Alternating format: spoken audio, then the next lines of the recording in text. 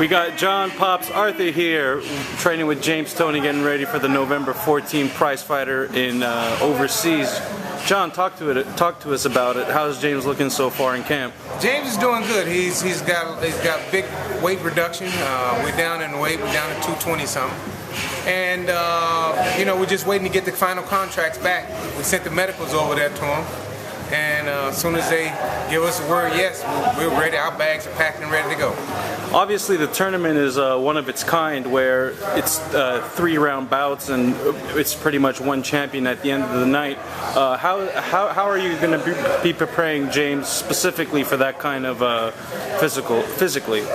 Well, we're got our road work in, and what's going to happen is that first 3 rounds, James is going all out every fight. Because it ain't but 3 rounds. James can go all out every fight in 12 rounds now. But we're going to go out there and get a chance to rest, and we'll be ready for the next victim. Considering his age and his weight, is this actually beneficial to him, fighting 3 rounds at a time? Well, not necessarily. Beneficial be 12 rounds, because the guy's running out of energy just as harder than James when we go 12 rounds. But 3 rounds is okay. I mean, we'll take it or leave it. Mm-hmm. This isn't because nobody else want to fight, James. They talk everything they want to talk, but yet and still they want to fight. Put them out of his misery.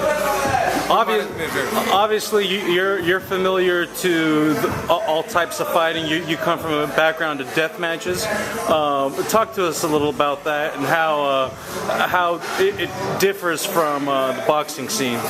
It's different from boxing scenes and MMA scenes, but the mere fact is that there's only 2 people in the ring, you and the other competitor.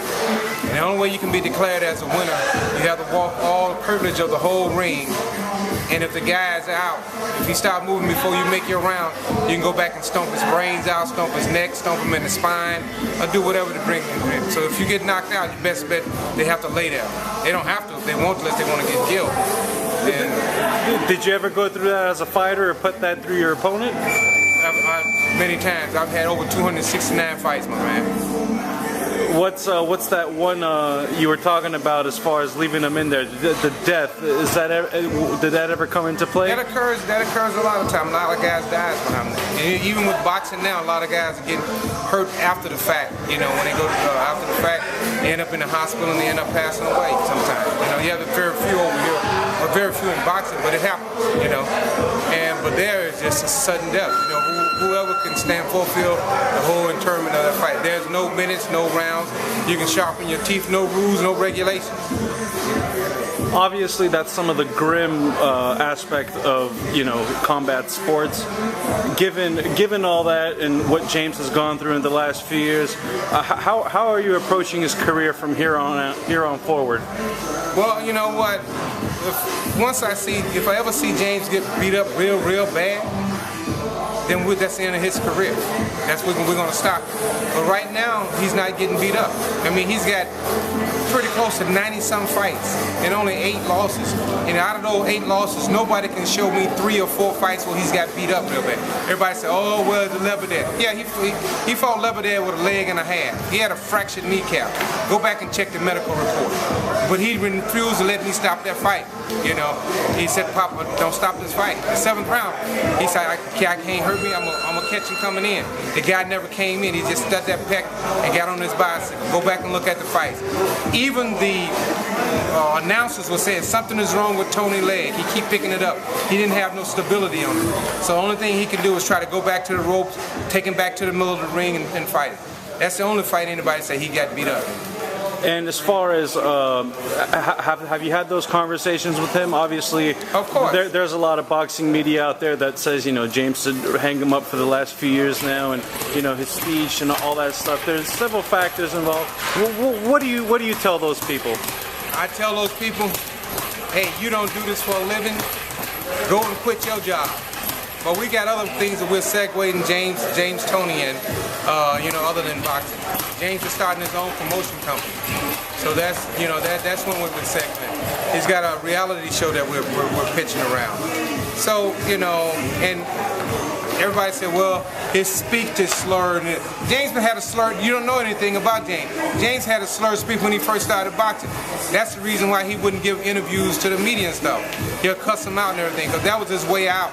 I don't want to talk, you know. But we've taught James to be friendly toward the media. And all those people that write the negative things about him, hey, you can't tell me, you can't show me anybody that's got a career like James. And when James starts getting hit more than what he should get hit, then we're going to stop fighting. But while he's got it, while he wants to do it, he can do it. That said, is there anything left for him to accomplish? We're not trying to accomplish anything. This is something that he loves. This is something that he loves. This is something that he wants to do.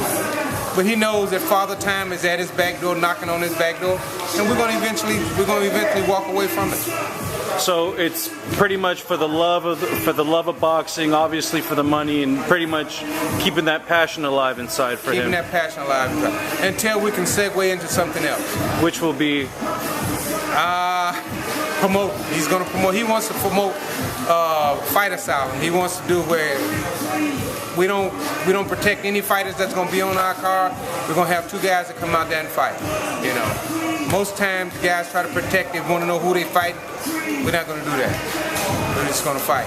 Given James's personality, his charisma outside of the ring, and even inside of it, a lot of times during the fights he shows that off. How do you think that life after boxing is going to be for him?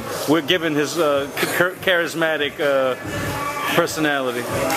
You know what? That's $1 million question. If I can answer that, I would tell you. That's why you expect the unexpected from James, because you never know what he's going to say or what he's not going to say. If you're respectful to him, he's going to give you a go-on play. If you cross that line or try to cross that line, he's going to get you back on that straight and narrow.